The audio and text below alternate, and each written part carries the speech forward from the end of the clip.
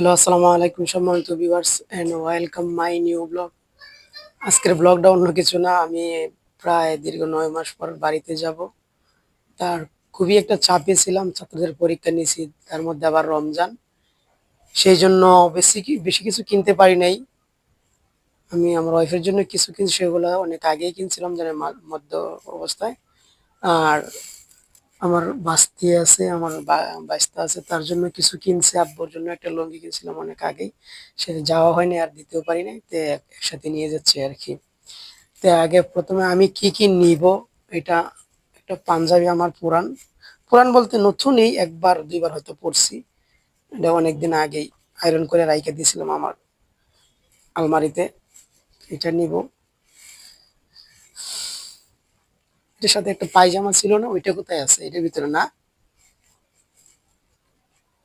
পায়জামা তো দুইটা আছে, একটা এই পায়জামাটা থুই যাবে, এটা অনেক কাপড়টা অনেক মোটা। আর এই পাঞ্জাবিটা নিব,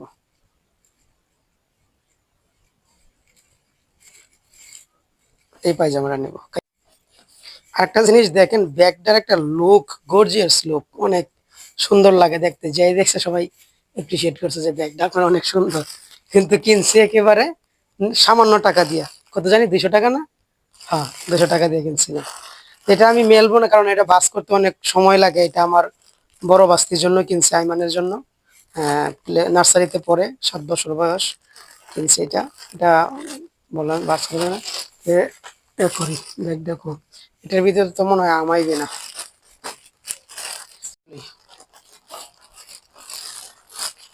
এটার মধ্যে ঢুকে কিভাবে কও?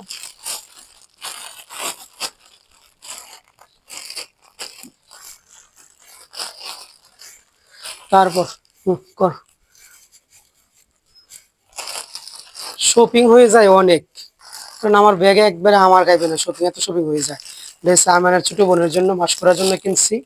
এটাও অনেক, কাজটা অনেক সুন্দর। তবে আপনার এটা একটু দেখাই দিই, সেটার জন্য দেখাই না, এটা দেখাই। মানে 3 বছর বয়স, মানে অনেক সুন্দর দেখতে। এই দেখেন জামাটা, হ্যাঁ, দেখতে অনেক ভালো। তে বইরে ফেলি,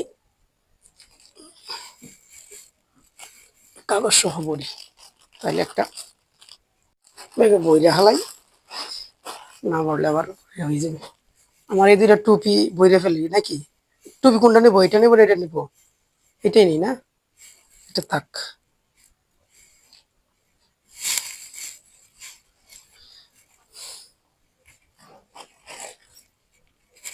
ওটা নিবে না।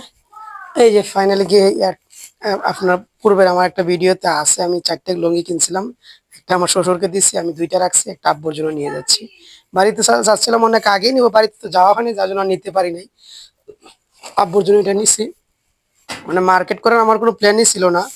যাই হোক, তারপরে এটা এটা কিনছি সাফওয়ানের জন্য, একটা পাঞ্জাবি। আর একটা ইয়া, এটা কোনটার মধ্যে জানি, এই ব্যাগ না? হুম, এত শপিং দেখছো, ব্যাগ বইরে গেছে এখনই। তা বাকিগুলো নিব কিভাবে? আমার পুরান লঙ্গিগুলো বইরে ফেলাই, বাড়িতে গিয়ে তো পড়তে হবে। আমি এবার অন্য মানুষের কাপড় পরতে পারি না। সবচেয়ে বেশি ভালো লাগছে আমার এদিকে না, লোকটার সাথে আমার অনেক মহাব্বত, অনেক ভালো লাগছে। উনি আমার অনেক আস্তিক করে গেলে। আর এই জুতাটি সবাই পছন্দ করছে, অনেক নরম সফট। এক ধরো দোকান দিয়ে কিনছি।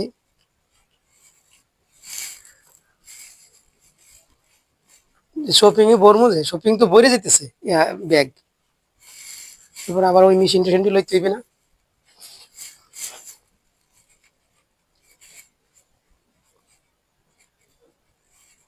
এটা পড়তে হইবে। এই যে এটা হচ্ছে কাম, বাসায় গেলে দেখতে পারবেন এটা কি কাজ করি।